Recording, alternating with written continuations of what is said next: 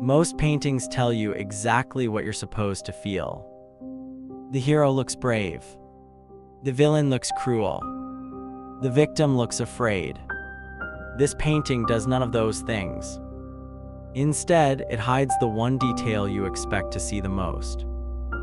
Not the lions. Not the bones. Not the prison. The face.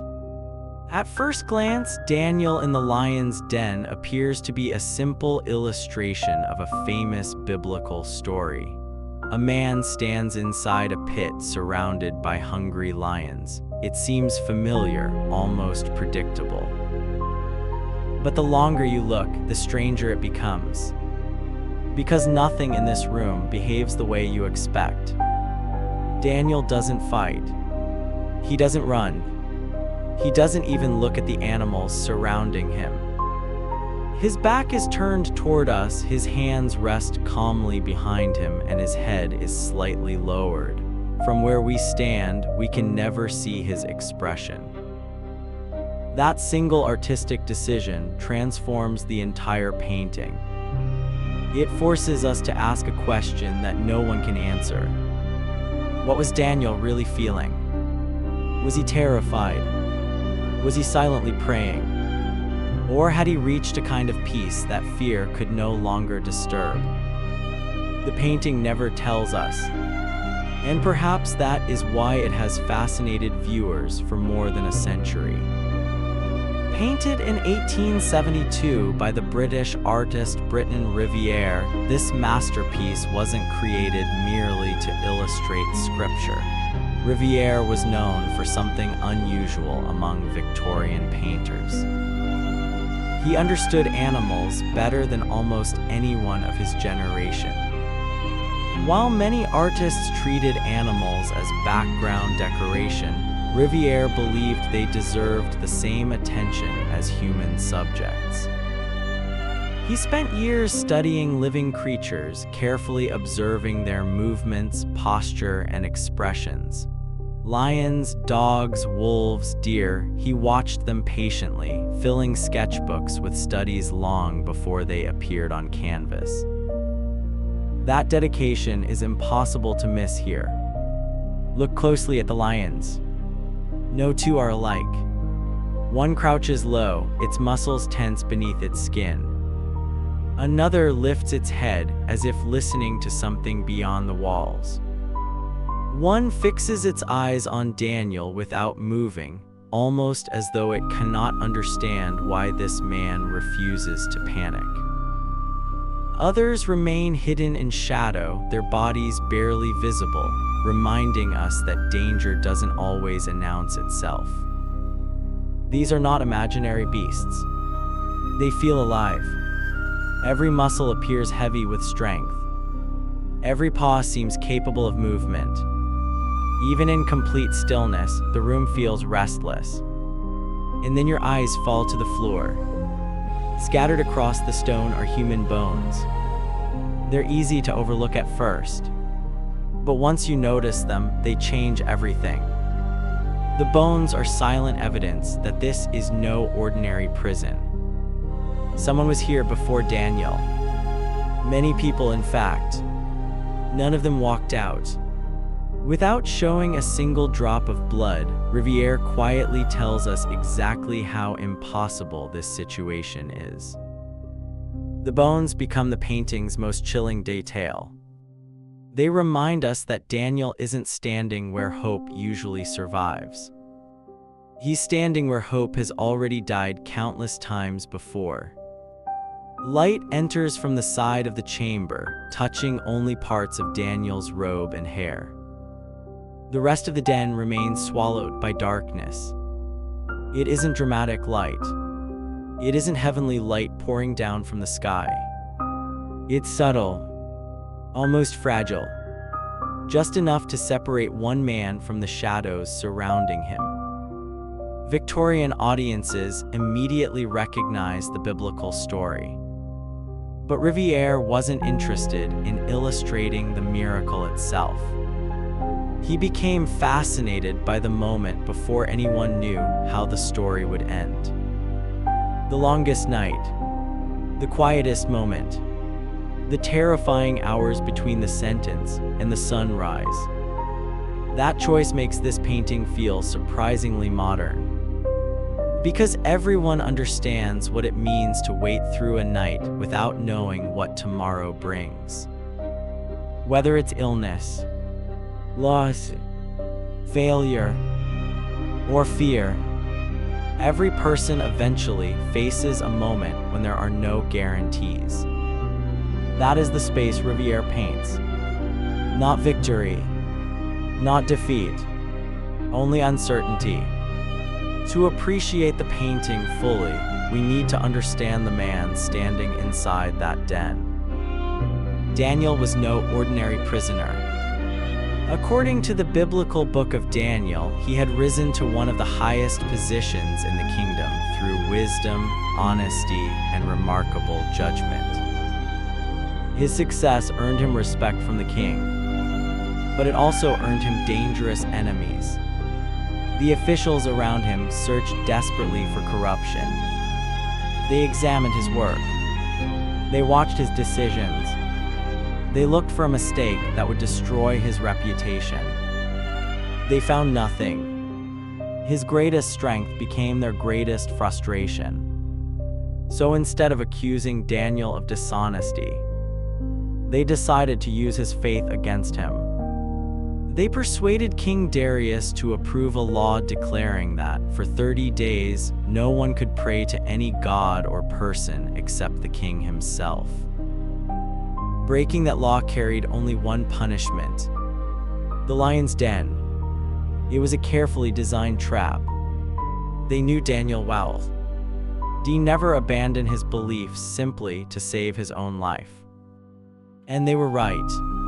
He continued praying exactly as he always had. No secret meetings. No hiding. No compromise. When the officials caught him, the king realized too late that he had been manipulated. But under the law of the Medes and Persians, even the king could not cancel the decree he had signed. As evening approached, Daniel was led toward the den. A heavy stone would soon seal the entrance. Inside waited animals that had already claimed countless lives. No army would rescue him. No friend could open the gate. Everything depended on what would happen before morning. And that is precisely where Briton Rivière leaves us. Not at the miracle, not at the celebration, but at the longest night of Daniel's life. Imagine the silence. The stone has already been rolled into place. The voices outside have disappeared. The king has returned to his palace. And Daniel is alone. Alone with 7 lions. We often hear the story as if the miracle happened instantly, but the Bible never says that. Daniel still had to live through the night. Hour after hour. Minute after minute. In darkness. That is what makes Briton Riviere's painting so powerful. Most artists paint the miracle. Riviere paints the waiting. And waiting is often harder than the danger itself. Because when danger arrives, at least you know what you're facing. But uncertainty is different. Uncertainty forces the mind to imagine every possible outcome. Perhaps that is why the painting continues to resonate with modern viewers. Even people who know nothing about the book of Daniel immediately understand the feeling. The lions may be symbolic, but everyone has faced their own version of them. Fear, loss, failure, grief, illness, the future. Some lions have teeth. Others exist only inside the mind. Yet they can be just as frightening. That universal message is one reason the painting became so famous after its exhibition at London's Royal Academy in 1872. Visitors stopped in front of it for far longer than expected. Critics praised its unusual atmosphere. Instead of creating a dramatic scene filled with action, Riviere created tension through stillness. Nothing appears to be happening, yet everything feels as though it could happen at any moment. The lions themselves played a huge role in the painting's success. Victorian audiences were amazed by their realism. By the late 19th century, Riviere had already earned a reputation as one of Britain's finest animal painters. He spent countless hours studying anatomy and observing animals directly. That dedication allowed him to capture something many artists missed: personality. Look closely, and each lion seems to possess a different temperament. One appears aggressive, another seems cautious, a third almost appears curious. Together they create an atmosphere that feels unpredictable. The viewer never knows which animal might move first, and that uncertainty keeps the tension alive. But there is another detail hidden within the painting that many people overlook. The lions are free. Daniel is the one who is trapped. Yet strangely, Daniel appears calmer than the creatures surrounding him. The animals pace. They watch. They wait.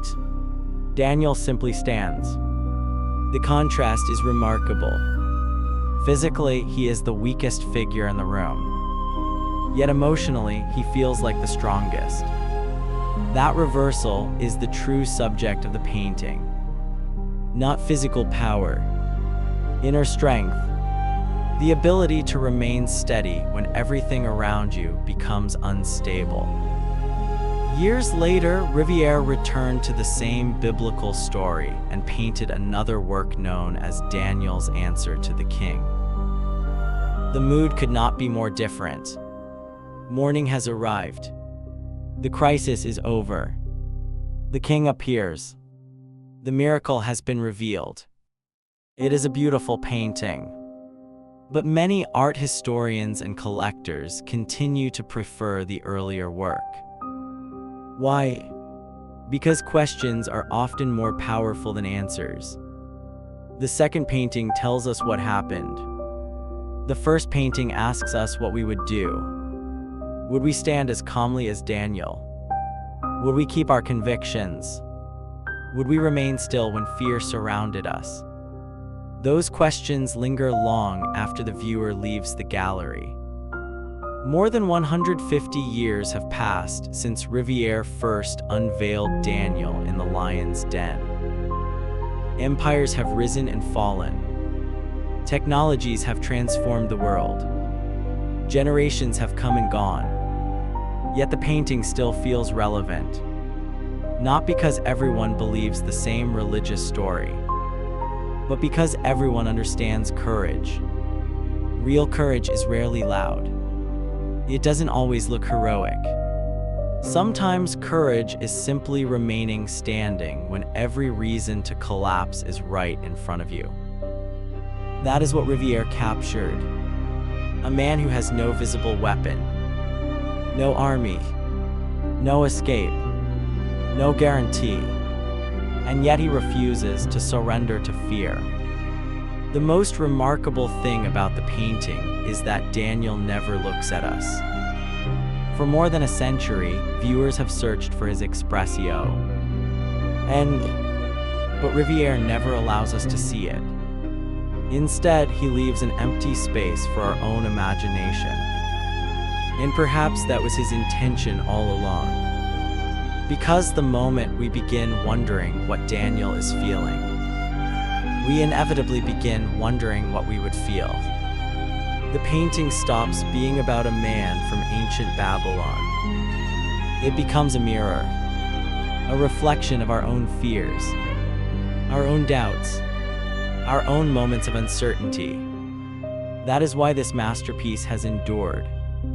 Not because of the lions, not because of the miracle, not even because of its extraordinary technical skill. It survives because it speaks to something timeless inside every human being. The experience of standing in the dark without knowing what comes next, and choosing to stand anyway. So the next time you see Daniel in the lion's den, don't look first at the lions. Don't look at the bones. And don't look at the shadows. Look at the space where Daniel's face should be. Because in that missing face, you may discover the real subject of the painting. Not Daniel, but yourself.